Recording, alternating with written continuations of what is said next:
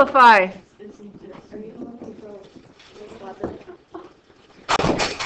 Oh my goodness. Okay, so simplify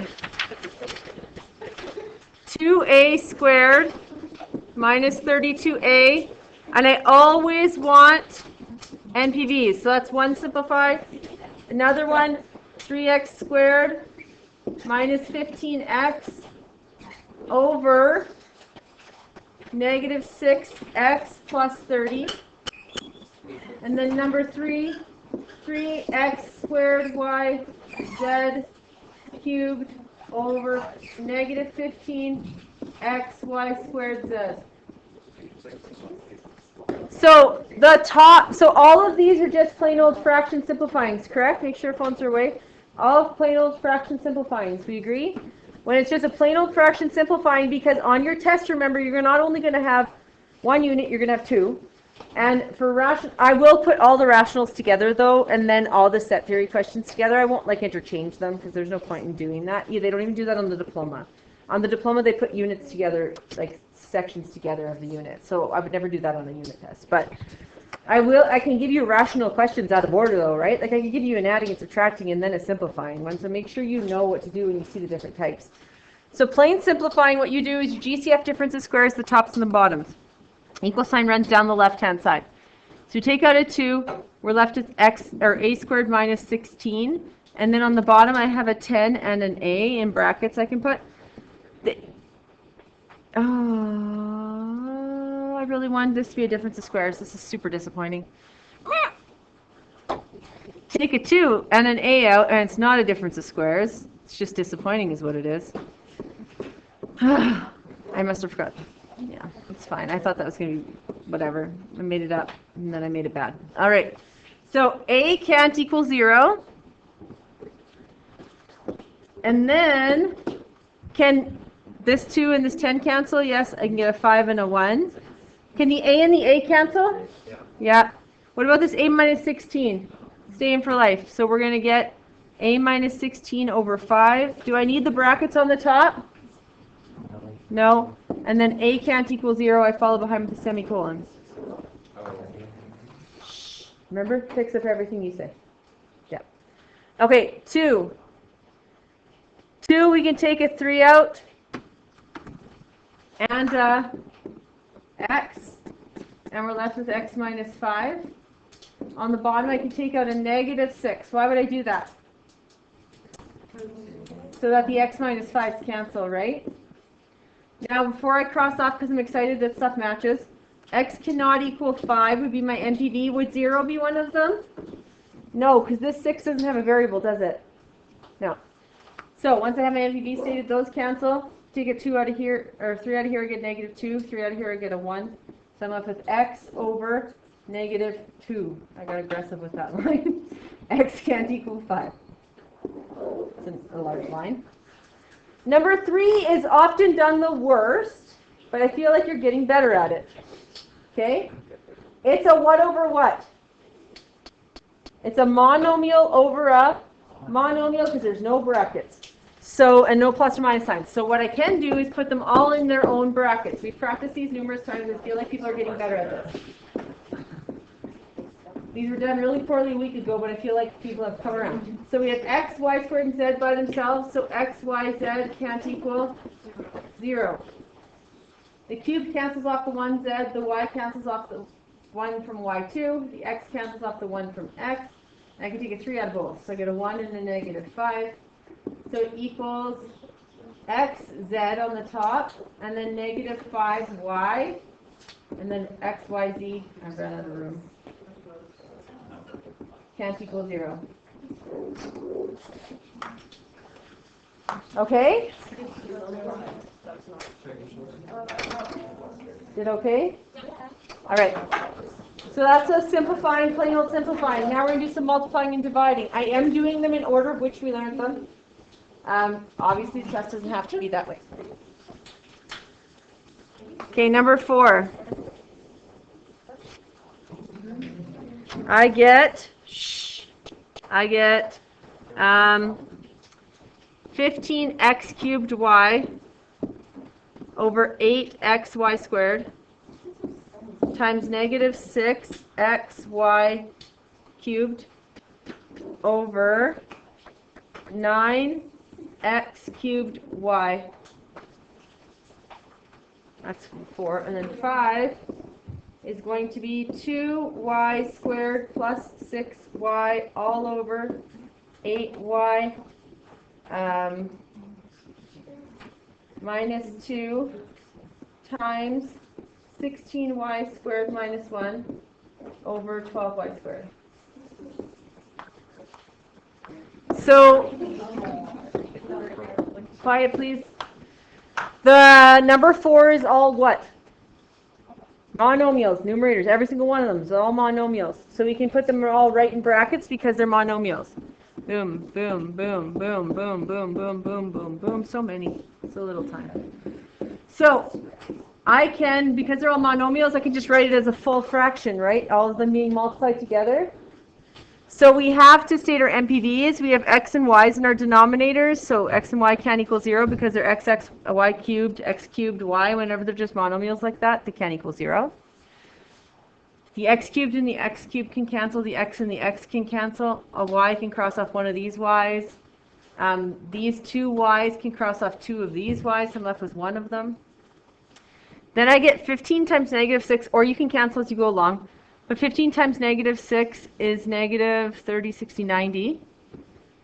Y over 72.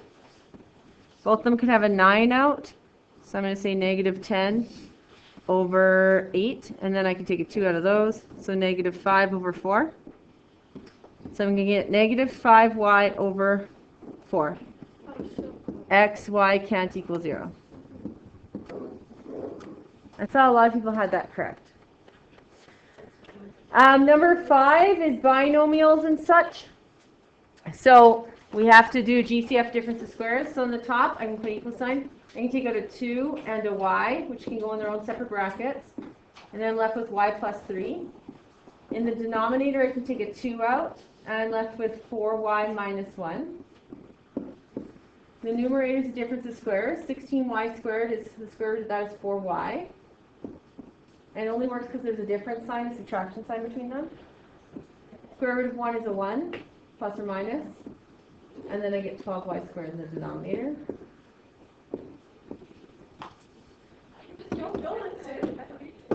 So then 2 doesn't get me an MPV. 4y minus 1 gets me y can't equal a quarter. 12 doesn't get me an MPV, and y squared gets me 0. You're still struggling on MPVs. There's no time like the present to ask how to do them.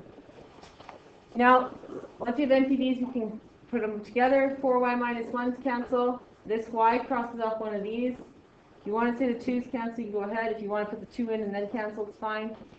On the top, I'm left with y plus 3, 4y plus 1. And on the bottom, I'm left with 12 and then y. Now, some people think this y needs to go away. Can that y go away?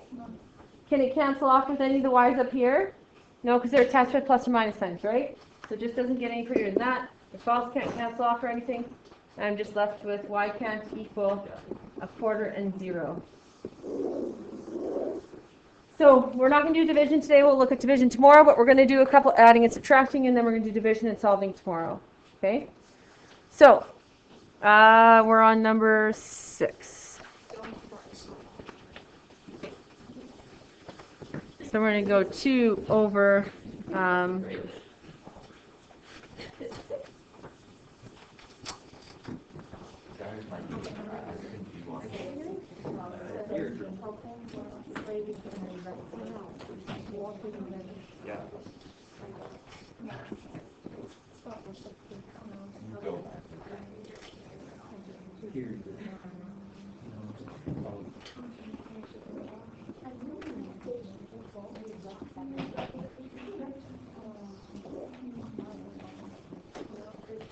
So you're going to simplify these ones as well. Try them out. So, I call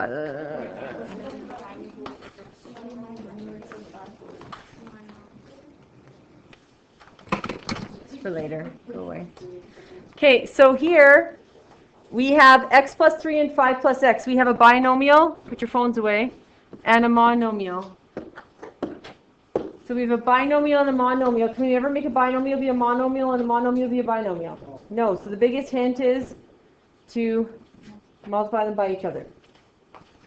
So we're going to multiply this one by 5x, this one by 5x, this one by x plus 3, this one by x plus 3. We never distribute our denominators unless they're monomials, remember? Unless they all don't have plus or minus signs, that's the only time we put together our denominators in this whole unit. There's no place where we put our denominators together unless they're all monomials with no plus or minus signs. So we distribute our tops, never our bottoms. So we're going to get 10x over 5x, x plus 3, plus 4x plus 12 over 5x, x plus 3. We have a common denominator, so we can write them all over it. 10x plus 4x plus 12 all over 5x, x plus 3. And then I collect like terms always on the top, so I'm going to get 14x plus 12 over 5x, x plus 3. The 14x plus 12, I can take a 2 out, and I'm left with 7x plus 6 over 5 and x plus 3, which I can take nothing out of. So just take my x can't equal 0 and negative 3.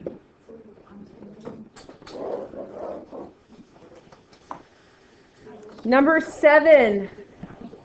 Number 7 is a subtraction, and I have a binomial denominator and a binomial denominator. Is there anything I can do to the denominators, like Gcf or difference of squares, the denominators, to make it easier to make common denominators? No. This one's an x minus 3. This one's an x plus 2. I can't Gcf them or difference of squares them, so I have to multiply them by each other. So I'm going to get an x plus 2 here, and an x minus 3 here, which means I'm going to have to FOIL my denominators. Do I FOIL my numerators? Do I FOIL my denominators ever? Do I distribute my denominators ever? Not unless they're monomials, which these are not. So I FOIL the top, and I get x times x, which is x squared, plus 2x, plus 1x, plus 2, over x minus 3x plus 2, minus x squared, minus 3x, minus 2x, plus 6, all over x minus 3x plus 2. What do I have to remember with the subtraction sign? Distribute that subtraction sign to all my terms after, right? If you don't, will the answer be there to you forgetting to distribute? Yep, it will. It's often picked more than the other one, which is stinky. So, x minus 3x plus 2. On the top, I'm going to be left with x squared plus 2x plus 1x plus 2. And then the minus sign has to go through. So I'm going to get minus x squared plus 3x plus 2x plus 6. And then I collect like terms. X squared and x squared cancel. 3x plus 3x is 6x plus 2x is 8x. Plus 2 plus 6 is plus 8. What can I take out of the top? An 8. X plus 1 over x minus 3x plus 2. And then x can't equal 3 or negative 2.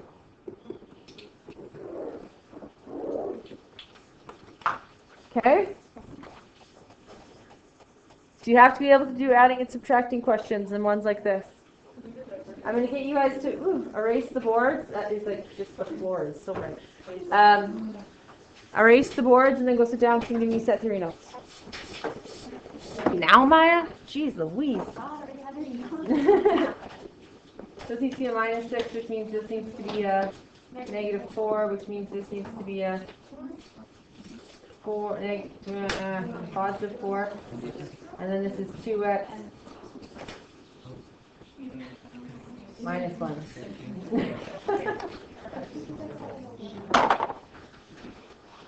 So the natural numbers, all of these definitions need to be known. You've been taught all of them before, but we're going back over them so that you know for sure every single one of them.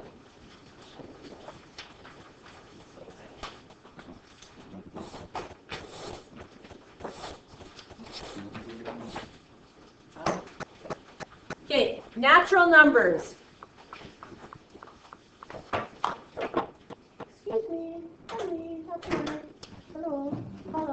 Okay.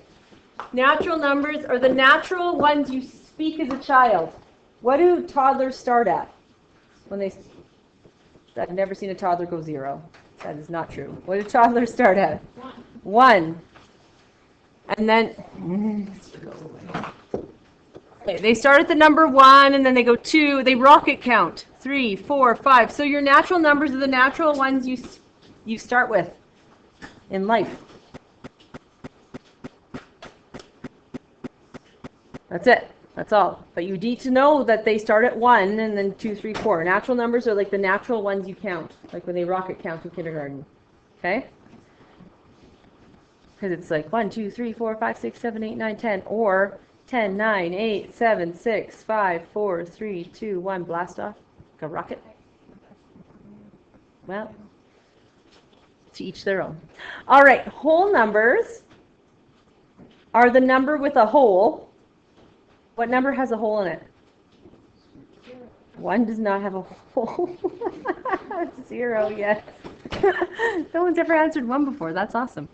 0 is the one with a hole. Some people like, I've heard 4. I don't know where that has a hole either, but it's the number with a hole. Oh, my Lanta. So whole number is the one with a hole, so 0. And then just all the natural numbers. The only distinction between natural and whole numbers is it has a 0. That's it. If you didn't know that, that's all it is. It's literally the natural numbers with a 0. And you were taught all of this thoroughly in grade 10. Unless you were on distance learning. Then you probably skipped it and didn't watch videos. That's on you, sadly. But good thing, we're remembering, right? We're bringing it back. Or we're teaching it for the first time.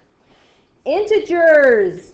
So we start off natural numbers as a kid. We're like 1, 2, 3, and then we're like, oh, there's a 0. And then we hit junior high, and they ruin our lives and tell us there's positives and negatives. That is integers, right? So we can go dot, dot, dot on this side. -3, -2, -1, 0, 1, 2, 3. Integers are all the positives and negatives, just not decimals.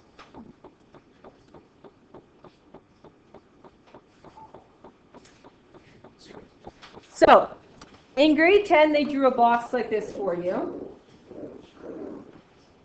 And it would start off with the natural numbers in the middle. And they drew a little circle. And then around the natural numbers, there were the whole numbers. Because the whole numbers count and include all the natural numbers plus 0, correct? And then around that, encompassed inside, it's just a big Venn diagram, this was the integers. Because the integers include the natural numbers, they include the whole numbers, and then they add some extra numbers to it, all the negatives, correct? And that's why they drew this little box thing with little circles. Start off with natural, and then the whole includes the naturals, and the integers includes the whole and the naturals, right? And then there was called the rational numbers. They were inside the box, but here, I'm just going to write it as rationals. They sometimes use a Q. Do you remember that? Okay, I'm going to write the word rationals. Rational numbers include the natural numbers. They include the whole numbers. I don't know what is going on. They include the integers. And they include all the decimals in between. They basically include all the numbers that we've talked about in the world to this point. Okay? So the rational numbers are all the naturals, all the wholes, all the integers, plus all the decimals.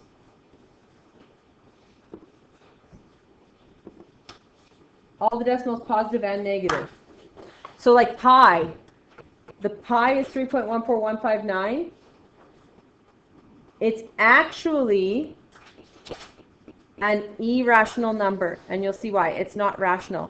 So I have to say all the decimals, but I have to keep going. All the decimals that terminate, so stop, or repeat. Basically, if you can turn a decimal into a fraction, it's rationals. So like decimals that repeat and decimals that stop can be turned into fractions. So the rational numbers are all the decimals, but I have to keep going. All the decimals that terminate, which is a fancy word for stop, so like 1.6, or repeat. That's what you were taught. So an example could be like 1.6, or 1.6 with a decimal on top, or a fraction like 3/4. Because any fraction is just a terminating or repeating decimal. That's all a fraction is. Because 3/4 is 0.75. Or like 1/3. Why do you have a dot on top of your number? Means it repeats. 1/3 is the same as 0.3. A line goes over more than one number, a dot goes over one. So if it repeats itself like 1.666666666, you put a dot. You wouldn't put a line because a line covers more than one number. So if it was like 1.35353535, you'd put a line over the 1.35. A dot means one number repeats itself constantly. A line means more than one number repeats itself. Okay? Irrational numbers are the rest of the decimals, but they're irrational, like an irrational person. So they don't stop, they do not terminate, and they do not repeat.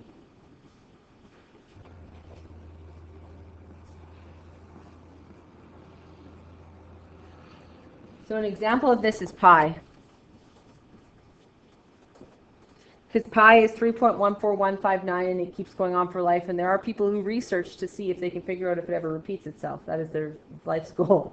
I don't remember, I think it was like second year teaching, there was like a newspaper article and they're like, they figured out pi repeats itself, and then literally by the next day they're like, and they figured out they were wrong, and so pi just keeps, it still hasn't repeated itself yet for all these people who are really working on it. So pi doesn't stop, 3.14159 keeps going, right? And it doesn't repeat itself. It's just kind of crazy. It just keeps going on with random decimals. Okay, so it would be irrational. So on this side, you would have irrational. It's kind of standalone number. So irrational numbers. And then this whole thing is the reals. The reals covers every number in the world, except for like negative square root signs or something like that. So the reals covers wholes, naturals, I'm going out of order and I don't like that, so I'm going to try again. Natural, wholes, integers, rationals, and irrationals. We have to use this Q and then a Q with a line, but I don't know why. Integers in university sometimes is also a Z with a double line with a line through it. Like integers in university looks like this, but we don't do that, so we use an I.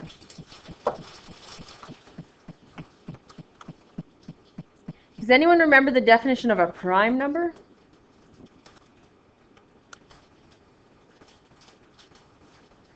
So factors, let's go back to factors. So if I had the number 12, its factors would be 1, 12, 2, 6, 3, 4. Factors are things that multiply to give you that number, correct? Yeah.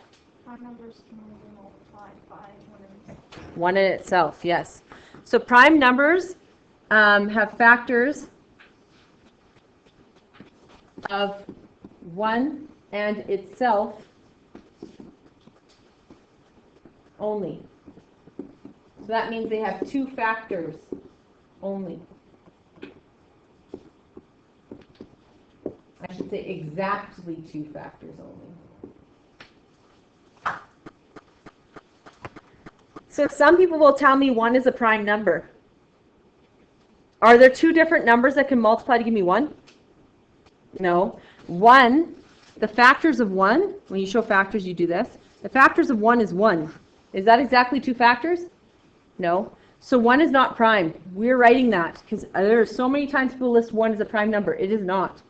1 is neither prime nor composite. It's just on its land on its own. It's like a little island by itself.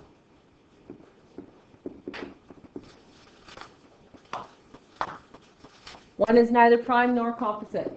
So what's my very first prime number? 2. 2 is my first prime number. It is also the only even prime number, because once I hit 4, 4 is 1 times 4, 2 times 2. So 4 actually has 3 factors, 1, 2, and 4, right? So 2 is actually my only even prime number. You can write that for yourself if you'd like to. 2 is my only even prime number. What's my next prime number? So 2 is my only even. So if you say 4, 6, 8 after this, you're in trouble because 2 is the only even one. Yeah. 3 is my next because 1 times 3 is the only factors that give me 3. What about 4? No, it's an even number. It can't be, right? 2 is my only even prime. What about 5?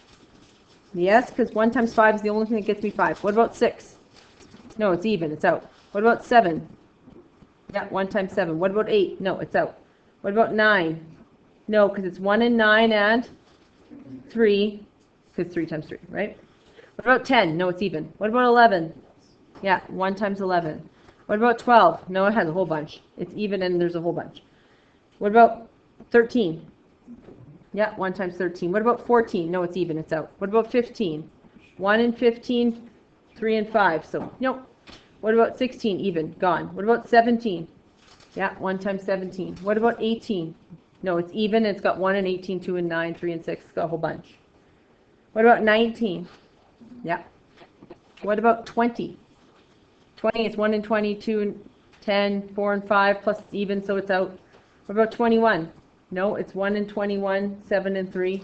What about 22? It's even, so it's out. What about 23? Yeah. And then so on, right? Those are your first ones that we really look at anyways. Now, composite numbers have more than 2 factors. So actually, every even number but 2 is composite, right? I'm going to write that. A little note to myself. Every even number but 2 is composite because it will result in more than 2 factors.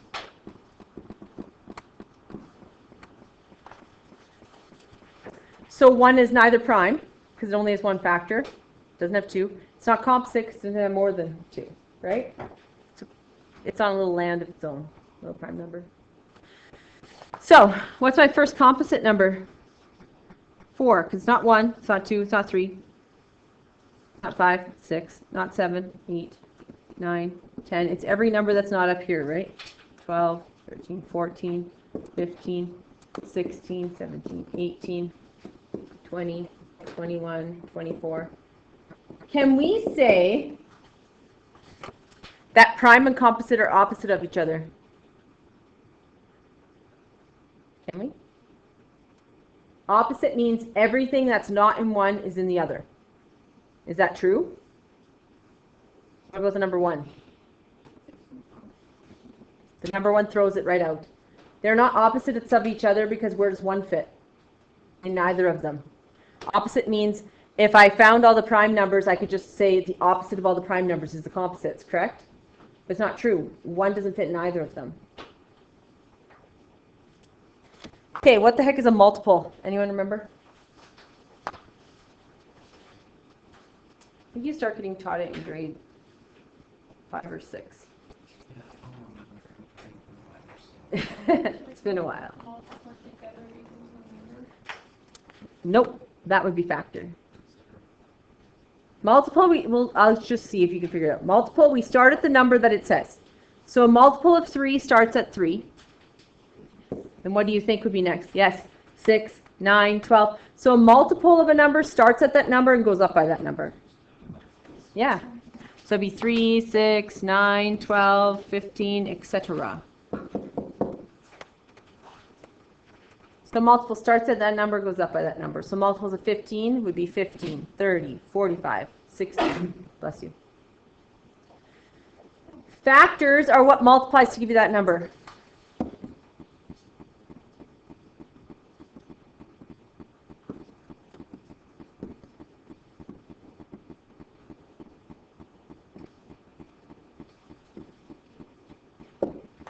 So what are the factors of 12?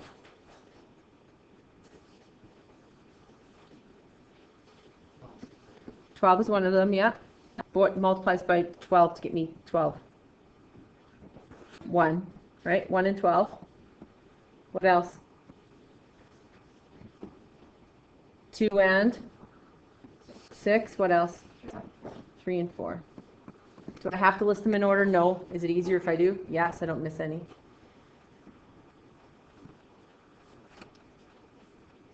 What does divisible mean?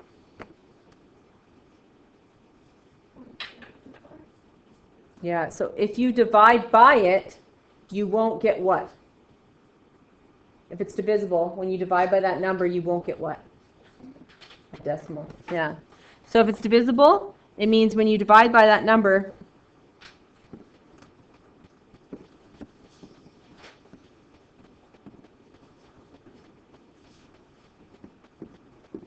you do not get a decimal.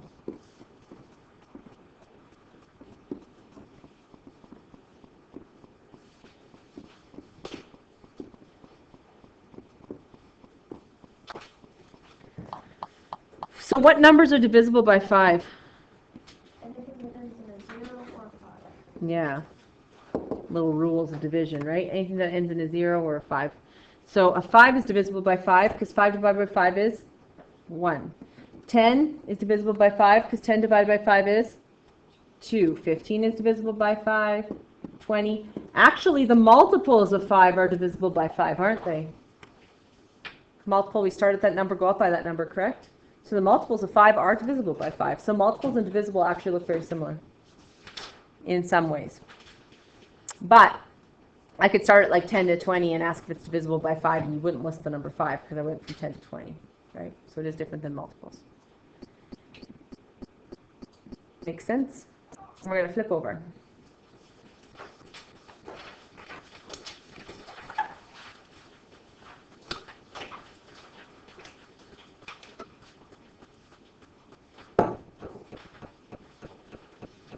Okay.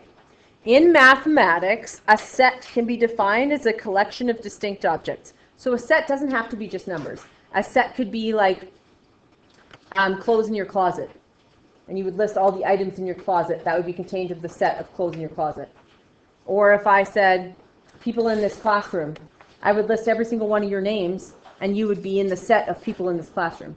Correct? Even I would be, because I'd be a person in this classroom. If I had students in this classroom, I wouldn't be included in that set. Right? So, for example, the number of faces of a die form a set. Sets are usually denoted by capital letters or by a description inside curly brackets. This is important. They're denoted usually by a capital letter or by curly brackets. An object in a set is referred to as an element. So if I looked at this class and I talked about Tyson, Tyson would be an element of the students in this class. You would be all part of the set. All your names would be listed, right? But Tyson would be an element of the set. Amelia would be an element of the set. I would not be an element of the set because I talked about students in this class. Okay? When we were talking about dice before, it said the example of the number 5 is an element of the set of the number of dice. So on a die, a 6-sided die, the elements would be 1, 2, 3, 4, 5, and 6, correct? And 5 would be an element of that set. So there are 3 general ways to describe it. So listing the elements of the set. So I go capital A equals, and I have to do the squiggly brackets. Now the squiggly brackets are literally just a forwards S and then a backwards S at the worst case. At least it's squiggly. And then a backwards S and then a forwards S will get you both your squiggly brackets. I just learned how to do them, but you can do it however you want. You have to make it squiggly. You can't go like this. That's totally different. You can't go like this. That's totally different. Brackets mean things in math. Sorry, but they do. Square brackets mean equal to. Round brackets mean not equal to. Squiggly brackets, these little squiggly brackets mean the set of. That's why when you do domain and range, you go the set of. You do the squiggly brackets because that's what they mean, the set of. So you have to do squiggly. I thought I was going to get to dance to someone's phone. All right. So here we're going to do capital A, because capital A is going to represent, we're going to show that.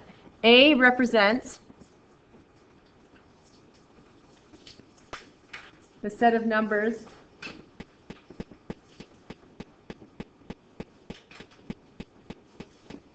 on a 6-sided die. So if they want to list the elements so that we know what they are and we aren't just assuming what they are, we would go capital A, because that's the set of numbers, the set of numbers on a 6-sided die, equals the set of, and what are the options? Elements on there are 1, 2, 3, 4, 5, 6. So we can set it in set, listing them in the set. We can do it as a description. So we can say A equals the natural numbers. What do the natural numbers start at? 1, because your natural counting is 1, 2, 3, right? The natural numbers less than 7. What are the natural numbers less than 7? 1, 2, 3, 4, 5, 6. Because I know natural numbers start at 1, less than 7 stops at 6. Correct? Or you can do it in set notation, like you do domain and range. X such that X is less than 7. And then I follow behind with, and you've always done reals, but this is why you have to write reals, because reals means every single number in the world. Right? Reals means all the decimals, all the negative decimals, all the repeating decimals, all the not repeating decimals.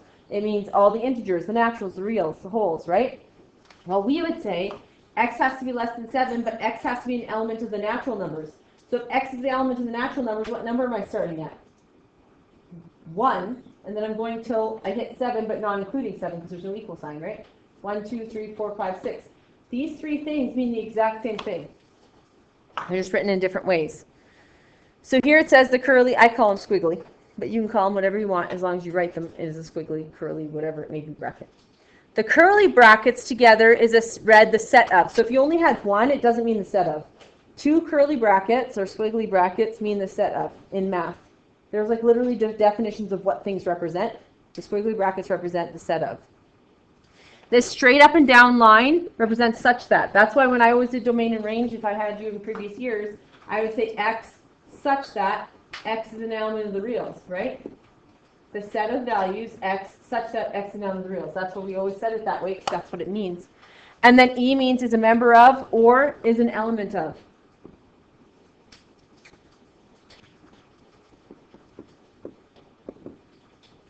So that's why when you write the domain, I say you need to have everything that I say, because everything means something, and if you don't have it, you haven't explained it.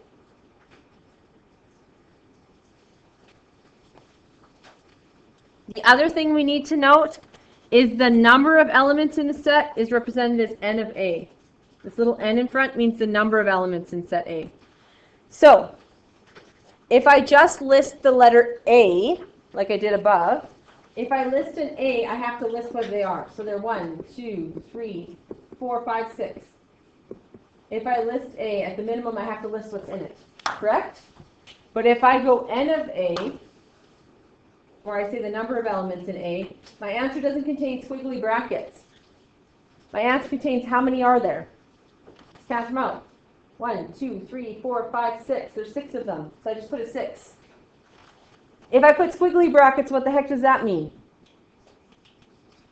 That 6 is an element of that. Is that what I'm asking you for? No, I'm asking for the number of elements. Why the heck would they ask for the number of elements? Why wouldn't they just always ask you to list them? What type of questions are on your diploma and on unit tests?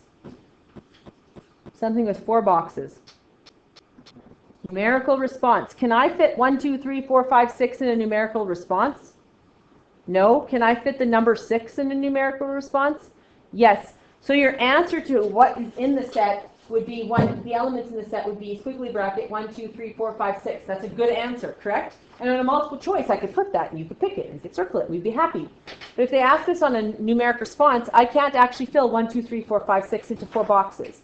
So the way they'll ask that question is they'll say, how many elements are in the set A? So you still have to find what's in set A, 1, 2, 3, 4, 5, 6. But your answer is not going to be that, it's going to be 6, because that fits in a numeric response box. Literally, that's why that's asked, to fit an answer in a numeric response. So the number of elements in just makes you still find it all the same way, squiggly brackets 1, 2, 3, 4, 5, 6, but now I can fill 6 into my numeric response box because it fits. So here it says, note the number 2 belongs to set A, but the number 8 does not belong to set A. So the way they can describe that is, to express this, we can write 2 is an element of A, because it's in A, correct? And then we put a slash through it, 8 is not an element of A. The other thing to note is that listing the order of your elements does not matter. So if my answer was, in the previous one, 1, 2, 3, 4, 5, 6, I could answer it as 1, 3, 4, 2, 6, 5, and it would be the same thing. The problem with listing it out of order is you often miss 1 or 2. You could be a rebel. You can go, at least that's in an order, right? Even if you go from highest to lowest, you're still in an order. But when you do random numbers, often 1 or 2 is missed. So I always say to do it in order. But if you listed 1, 2, or 2, 1, that you get full marks, because as long as they're all listed. If you listed 6, 4, 3, 2, 5, and 1, that would still get me the same marks as 1, 2, 3, 4, 5, 6. Okay? They can be listed out of order. So we're looking at example 1. Okay, consider the following two sets. How do we know it's a set? It has squiggly brackets. Curly brackets is what they call it. I like squiggle. So it has squiggly brackets. So P is the set of, because remember the squiggly brackets, if there's two of them, mean the set of whole numbers. What's a whole number? 0, and then all the naturals, right? The whole numbers less than or equal to 3. So I'm going to list them. What do I start at? 0, and then 1, 2. Do I include 3? Yeah, because it says less than, which is 0, 1, 2, or equal to. Do I list 4, 5, 6, 7, 8, 9? Do I list all those options? No. So if they ask me for the number of elements in P, how many would there be? 4. I would list 4 as my answer, right? The next one says even. I didn't list the definitions for even and odd because I hope you still remember them. Even is 2, 4, 6, 8, 10, right? Odd is 1, 3, 5, 7, 9. Evens can be divisible by 2. Odds cannot. So even whole numbers. So I'm going to start off at 0, 2, 4, 6, 8. And now it says less than 10. Do I put 10? No. No. Squiggle bracket. Now, often, just so you know, if this was a diploma question, they would say even natural numbers less than 10, because people will fight in their brains if 0 is even or not. Okay? So often they'll say even natural numbers, because that takes away the whole 0 being a problem, right? Because natural numbers start at 1. So your first even number would be 2. And it takes away the whole is 0 even or not conundrum. Okay? So we list each elements in each set. Ah, look at that. I already did it. I'm going to write it. P equals squiggly bracket or curly bracket 0, 1, 2, 3. And then Q equals 0, 2, 4, 6, 8.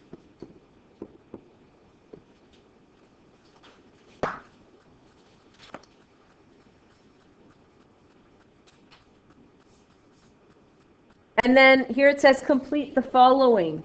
N of P, what does that little n mean? When the n's in front. Number of elements. So all I want for 1 is the number of elements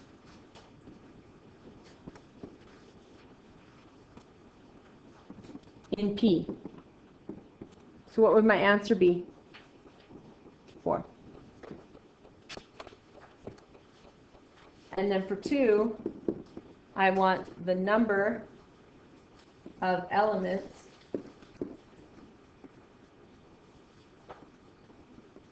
in Q. And how many are there? 5. Do I put squiggly brackets? Squiggly brackets means the set of. So that would mean that there was 4 would be an element of P. Is that what it's asking me? No. It's asking me how many. The answer would be 4, right? That's what you would say if I asked to your face. You wouldn't put squiggly brackets.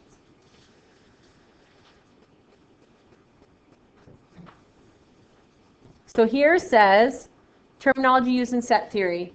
Betty is defining sets using non-negative, so that means not negative, single digit. What's a single digit? An example. Yeah, anything before 10. So 1, 2, 3, 4, 5, 6, 7, 8, 9, 10, right?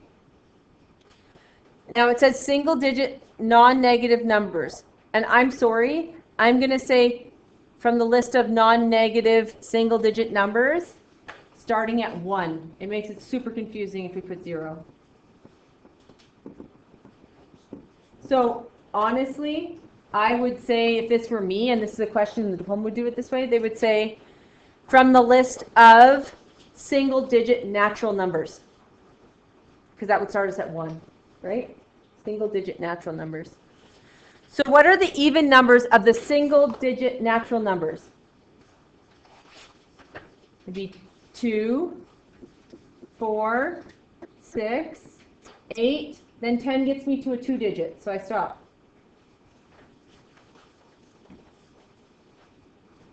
Whole numbers less than 7. What does a whole number start at? Oh, they're letting us have whole numbers. We're going to say natural. It just gets really confusing. We're going to say natural numbers.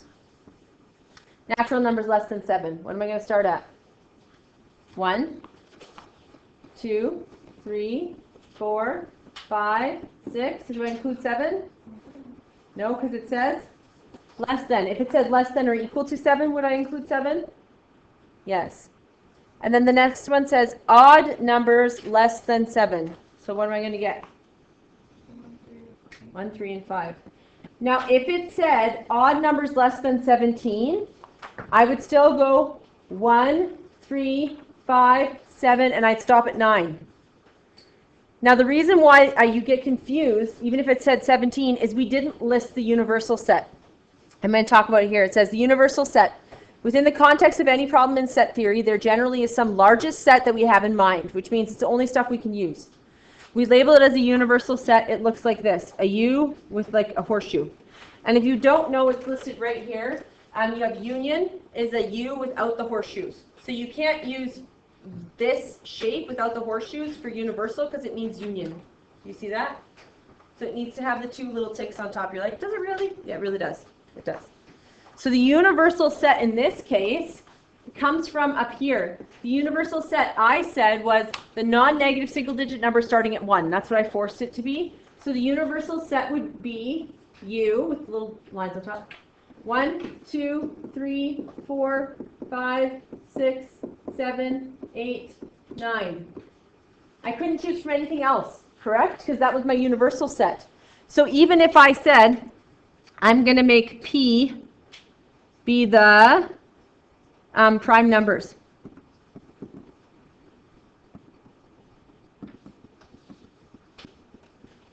So I'm going to say P is the prime numbers.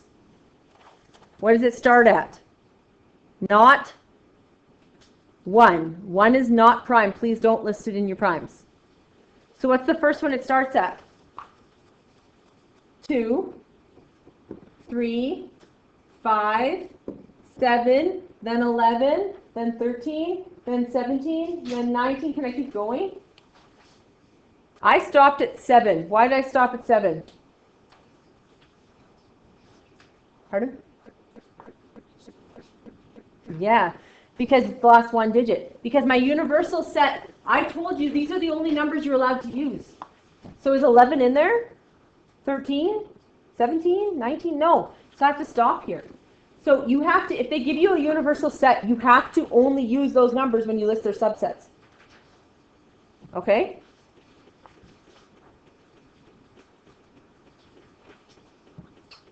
So I want you to list the universal set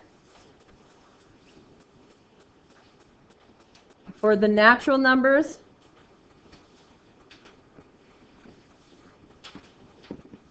less than 18. So you're going to list U and list the actual set. Natural numbers less than 18. Wow, that's a great one.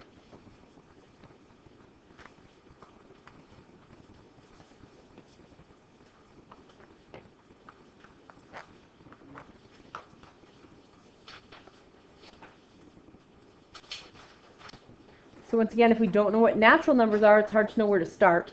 And then we won't get this right because we might guess wrong.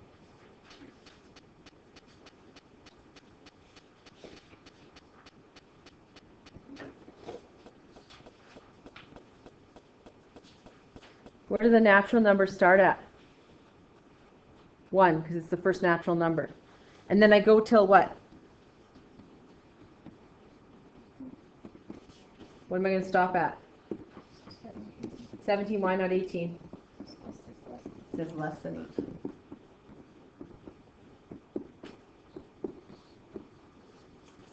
So I'm going to get you to list 2 subsets. I'm going to make you list P is the prime numbers.